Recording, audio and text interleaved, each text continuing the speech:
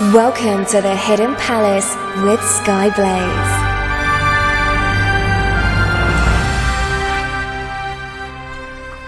Good morning, afternoon, evening or night, wherever you are in the world.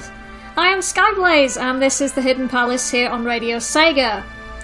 I know the website is having some issues at the moment, so thank you for everybody who's managed to tune in using the alternate links. I know SEGA's been going around trying to make sure that everybody's got the correct alternate link to listen in, so thank you if you have managed to tune in. The topic for the episode today was suggested by BritGamer, so thank you to him. Don't forget that you can yourself suggest a topic for Hidden Palace if you want to. Details for that will be at the end of the show.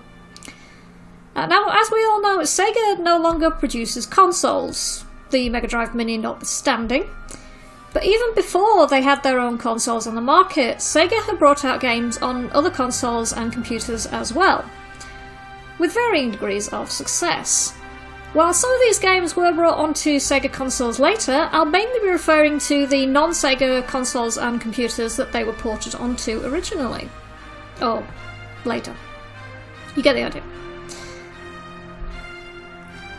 One such game was Star Trek Strategic Operations Simulator. This was brought out on the G80, Apple II, Atari 5200, Atari 8-bit and Commodore 64.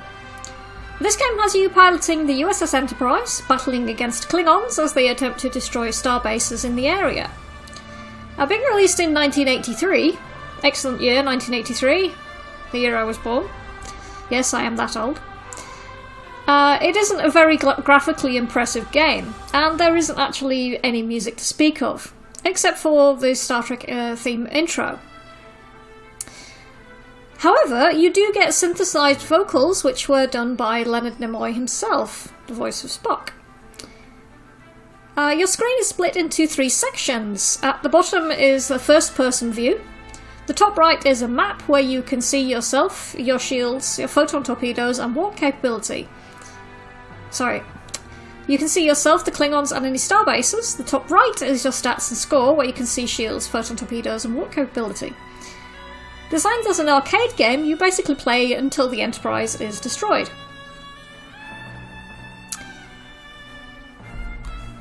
Alright.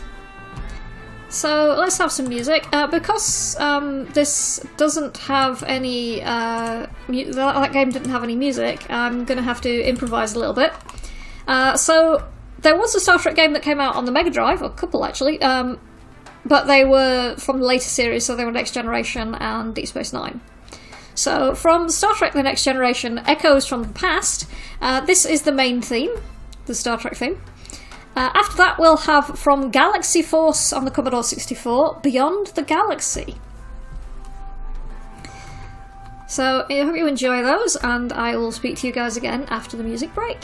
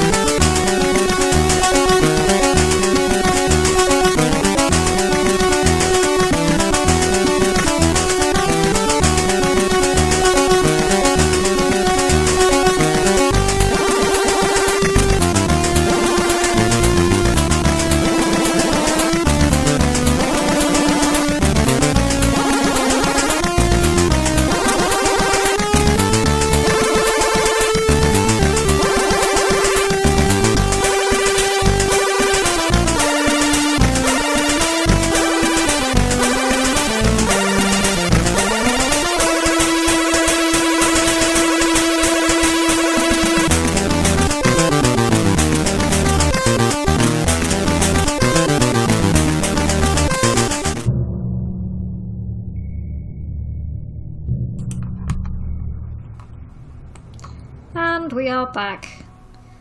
Yeah, it turns out that despite Sega and Green Viper's best efforts, the server for RadioSega.net, the website, is still not behaving itself. If you know anybody who's trying to connect, there are alternative links. You can find them on the Radio Sega Discord, they're on the Radio Sega Facebook, and they're on our Discord channel. If you know anybody who's having problems, please pass along those links. We want as many people to listen in despite the technical issues. So, commiserations to Viper and Sega, who I know are doing their best to fix these ongoing problems. I recommend taking a hammer to it. If at first you don't succeed, find a bigger hammer. Right, so for the music we just had was from Star Trek The Next Generation, Echoes of the Past. That was the main Star Trek theme. As Jamie Wonderman correctly said, that theme actually has its origins in Star Trek The Motion Picture, with a theme that was created by Jerry Goldsmith for that movie. The version that's used in the series is a slightly different arrangement, but it's basically the same. Now then, and after that we had Galaxy Force Commodore 64 Beyond the Galaxy. And hello to Danny, who just popped up in the chat. Next up, I'm going to talk about Alien Storm. Now, this was brought onto the Amiga, Atari ST, Amstrad CPC, Commodore 64 and ZX Spectrum in 1991. Yes, as late as that, the microcomputer scene was still going pretty strong. Again, they were pretty similar in style to Golden Axe, but has a futuristic spin. Basically, if you put Aliens and Golden Axe into a blender, this is more or less the game that you would end up with. You can choose one of three characters, Gordon, Scooter and Carla, each of whom have their own weapons, and there is a slightly odd quirk in the Commodore 64 version, which is the version I remember. If you play in two-player mode, you both have to play as the same character, and you can't choose to play as different ones. This may be due to hardware limitations, but other games did actually manage to do other kind of different characters, at least different colour palettes, so why they couldn't do that themselves, I don't know.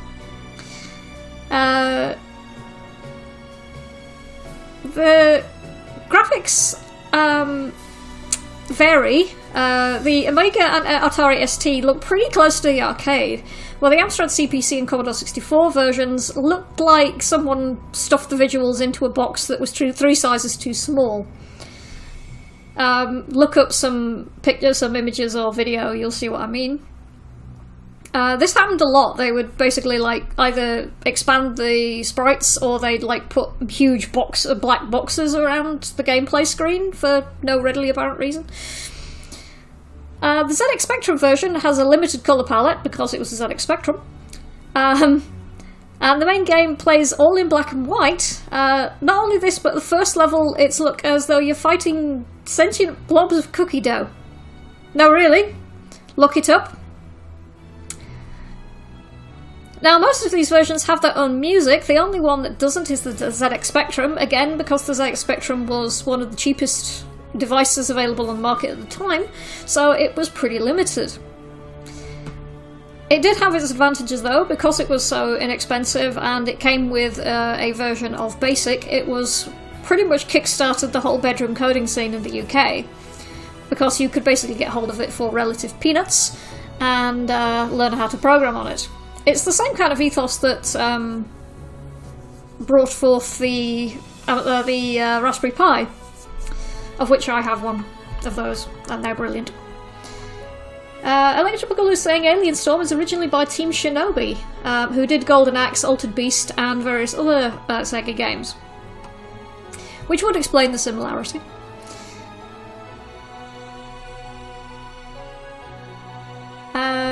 Nicholas Hammam has just put up a rather lovely image of the Alien Storm title screen, which says converted by US Gold. US Gold, for those who don't know, were a fairly prolific porting farm back in ye olden days. Right, before I run out of talkbird music, I'm going to move on. In fact, I'm going to loop that. So I know that I would probably be drawn and quartered if I didn't mention this, so let's talk a bit about Quartet. Brought out in 1987 for the Amstrad CPC, Commodore 64 and ZX Spectrum. It was originally a 4-player arcade game, and due to various limitations, not just the hardware but the availability of controller and keyboard space, meant that the 4-player option would be dropped to being 1 or 2 player. Meaning it was sometimes better known by another name, which was Double Target, or Cynthia no Nemuri. Similar to Alien Storm, you can gather that visually you'd have the same experience, although the Commodore 64 version does look a little bit better when compared to the Commodore 64 version of Alien Storm. Now, one thing that a lot of the membership of Radio Sega's Discord chat will know is that the main theme from Quartet, particularly the arcade version, sounds pretty similar to the theme from Twinkle Park in Sonic Adventure, and also It Doesn't Matter, Sonic's theme from Sonic Adventure. You may judge for yourselves whether or not this is accurate. Obviously I'm playing the Commodore 64 version, but have a close listen, let me know what you think. And if you've played any of the games that I've mentioned so far, or you have any memories of playing any Sega games on microcomputers back in the day, let me know on Discord or Twitter or Facebook, and I'll read out your comments on air. Alright, let's have from Alien Storm arcade version, this is Mission 5 Stage 1. And then from Quartet Commodore 64 version, there's the Quartet theme.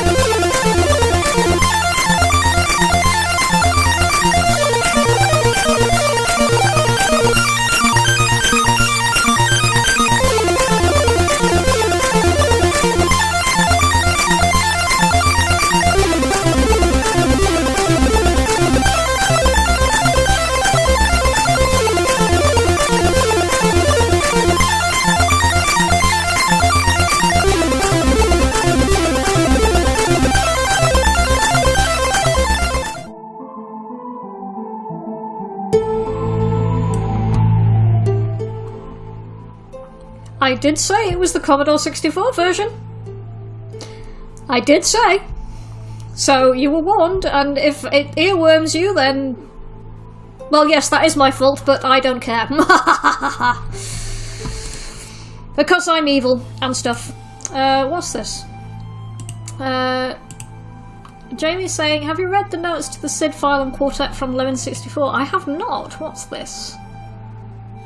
Quartet theme intro only covers the introductory sound. Full covers for the rest of it.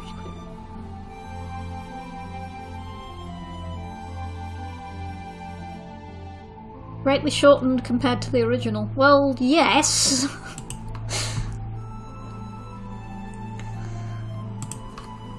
Okay. Track 1 and track 4 are tied to the theme. Yes. And Doan is saying ow. I say ow, but I'll find myself humming it in half an hour. Yes! It's annoying. Nicholas Savard is like, it's annoying because I can't get it out of my head.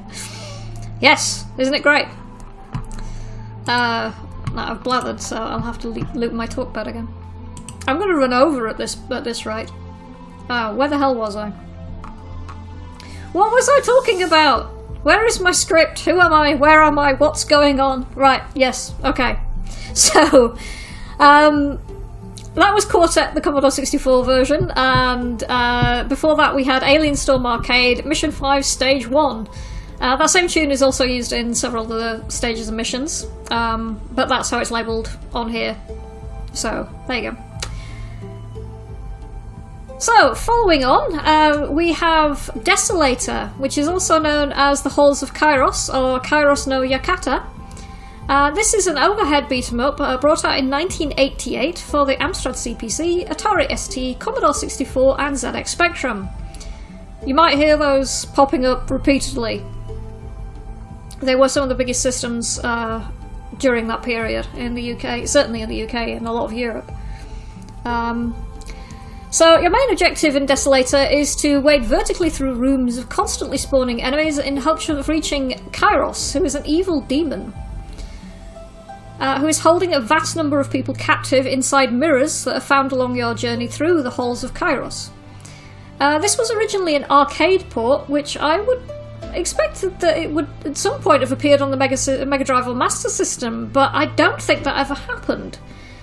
It has actually then kind of disappeared into relative obscurity.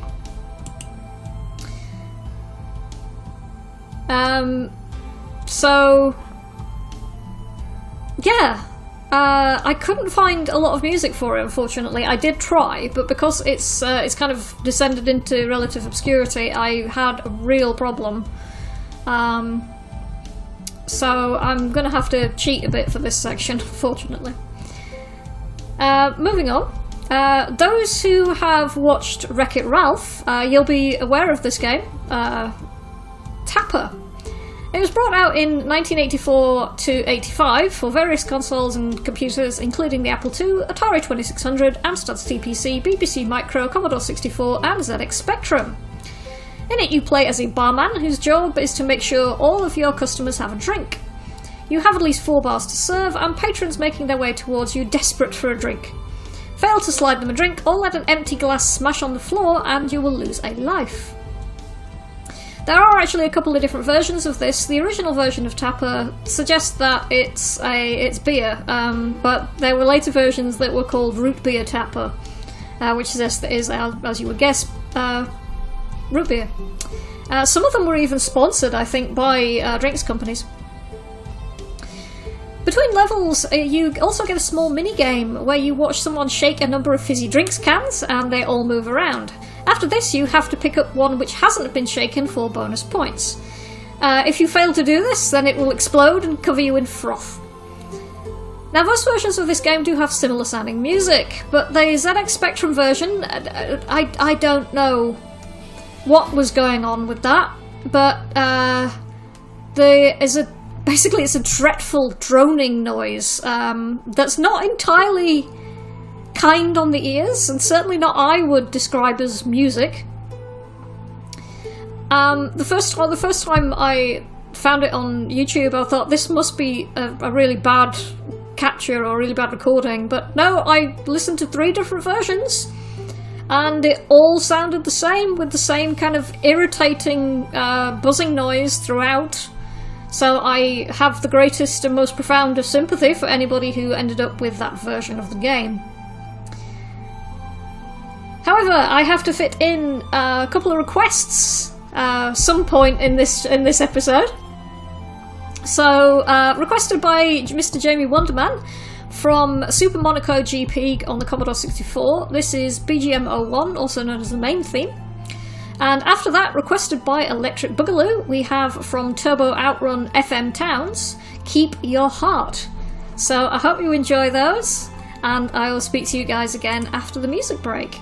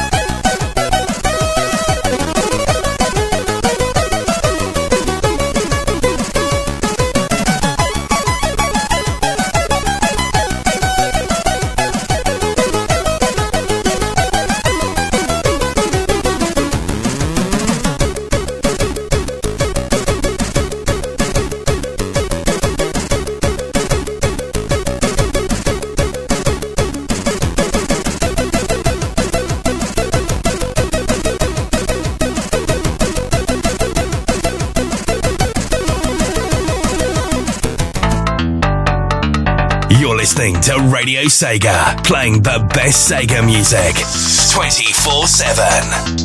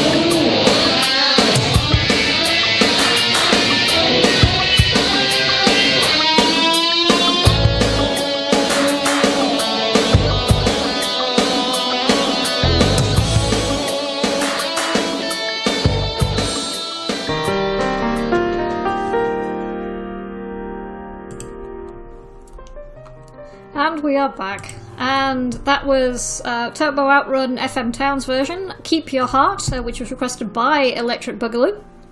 And before that, from Super Monaco GP Commodore 64 version, that was BGM 01, also known as the main theme, requested by Mr. Jamie Wonderman. FM Towns is technically a microcomputer, sort of, because it's not an IBM compatible, so technically it's a microcomputer. It's similar to something that's going to be playing later, the X68000. It straddles the line between computer and microcomputer, but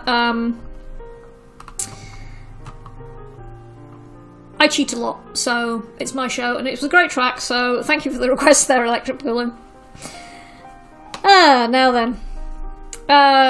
Right.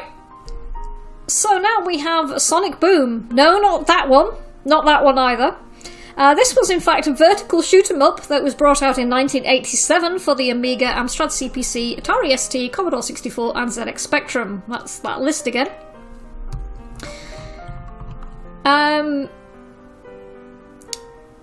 In it, you pilot a fighter jet as you fight across 6 levels in an attempt to stop the world from being destroyed by an evil fanatic group. As you may have gathered at this point, graphically the Amiga is the best looking from the lot and appears to have retained a lot of the game's features, including music power-ups and ease of controlling from the arcade version. Other versions, such as the Atari ST, experience slowdown of the gameplay, making it a little bit more difficult to control. And the Amstrad and ZX Spectrum version sadly loses the music of the game, meaning apart from the intro and sound effects, the game has very little atmosphere.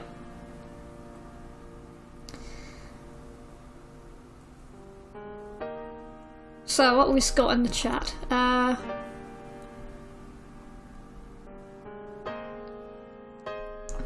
Mr. Woman saying, wow, and I thought the Commodore 64 had a great sound check. Yeah, I need to look up more information about the FM Towns because I don't know as much about it as I really should do, because it's fairly obscure. It's Japanese, so a lot of the information on it is in Japanese, and it's a bit of a pain in the backside to find. Maybe I'll talk about it in an episode one day. Green Viper's saying, listen to my FM Towns episode, it's one of my least favourite for the talking segments, but the music is so great. That's interesting. I wonder if I can find some more tracks from that. Electrobical is saying this also counts the X68000. Yeah, there's the next music section is going to have a track from that machine. And Doan's saying, I like the X68000, it has Star Trader on it. That time Falcom decided to make an arcade shmup. Yes, it's a strange looking device, the Sharp X68000, but it's got a pretty interesting history. Not really sure if I can legit talk about it. Could we have gotten away with requesting this, the Mega PC? No, because that's a PC, it's an IBM compatible, so it doesn't count. Ditto for the Amstrad, whatever the hell it was called. Whose name I've forgotten. The Amstrad thing with the Mega Drive built in. Right, let's have some more music then. So from Sonic Boom arcade version, we've got Stage 3 and 5. And after that, requested by Green Viper 8, we have Afterburner 2 on the X68000, the track Final Takeoff. Alright then, we'll listen to those, and after the break I'll be back for Chiptune Corner. So enjoy, and I'll speak to you guys again in a bit.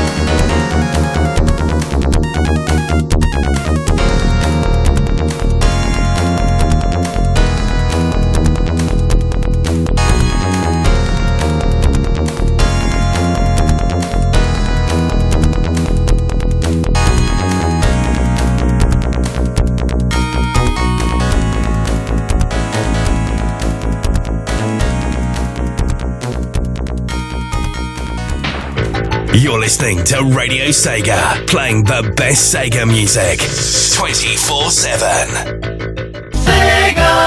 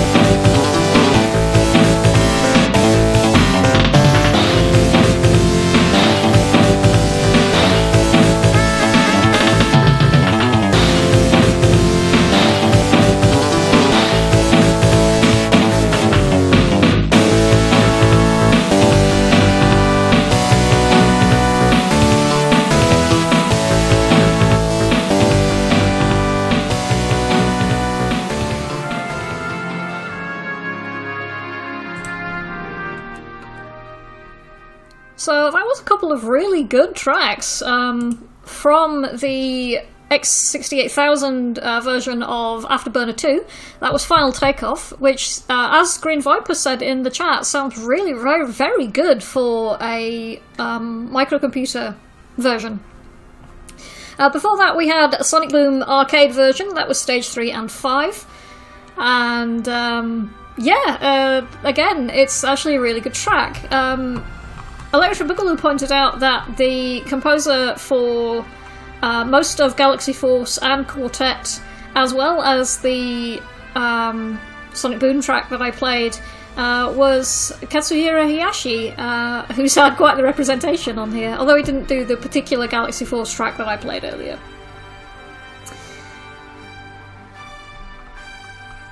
And the websites died again. So, I know Sega and Green Viper are running around like the proverbial flies with blue posteriors trying to fix it. Viper's also doing the social for my show on Twitter, so he's a very busy boy, and I thank them very much for all the hard work that they're doing. Now, on to Chiptune Corner. And hello to my husband, who's not actually in the house at the moment, who's on his travels somewhere. Woa is also working on fixing the website, so there's a team effort going on at the moment, trying to restore everything. And I think Woe is actually right next to the physical device that controls the server, so people are poking it in various directions, I think. Anyway, Chiptune Corner then. Superbike 2 said Superbike 2 just said that he's got a real full-time job today, and it's not involving driving a coach. So many congratulations to him. I think he deserves a round of applause. So well done to him. Right, back to what we're supposed to be talking about. Loop the talk bit. So you might be under the impression that Chiptune Corner would be redundant, considering the theme of this week's show. Not so! For this week, I would like to introduce you to chiptune and demo scene artist Ultracid, who is a French musician who mostly makes music using an Atari ST and Game Boy. You can find his SoundCloud on a link that I will drop into the Discord chat. There we go. And here from Ultracid is a track called Colour Lines. So I hope you enjoy that. Let me know what you think. And I will be back after the musical break to sign off, and then we'll have one last track before I end the show. So here is Ultracid with Colour Lines.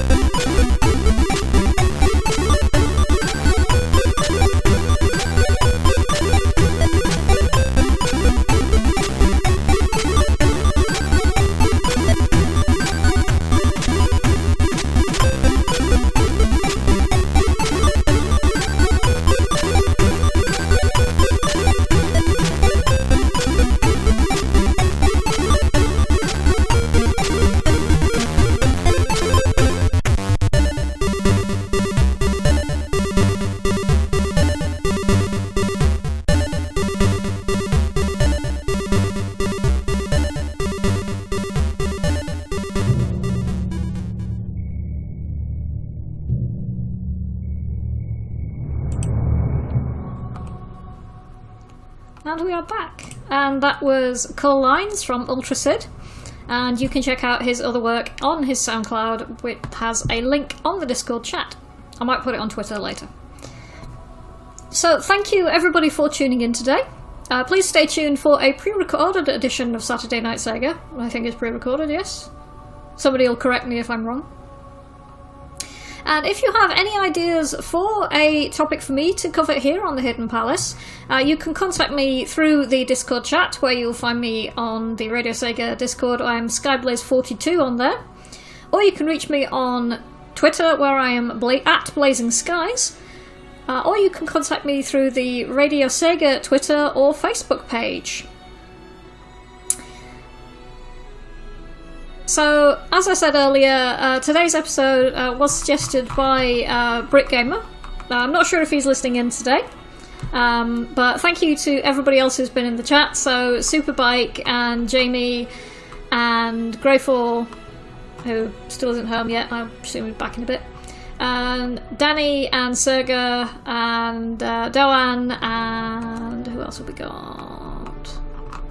I'm sure there was somebody else in here. Nicholas Sabam, I'll get on to you in a minute because you requested a song on Twitter. And I will be playing it. Electric Boogaloo, of course. And anybody else who has been listening in and lurking. Thank you ever so much for tuning in. I hope you've enjoyed today's episode. Here is one last track, which was requested by Nicholas Sabam on Twitter. And here is from Virtua Fighter 4. Without Hesitation. So I hope you enjoy that. Thank you everybody for listening. Good night and take care. Oh, and turns out the Radio Sega website is sort of back. It's a little bit unstable, but it can be used again. So with that, I've been Skyblaze. This has been the Hidden Palace here on Radio Sega. Here is Virtua Fighter 4 Without Hesitation. Thanks a lot. Good night everyone.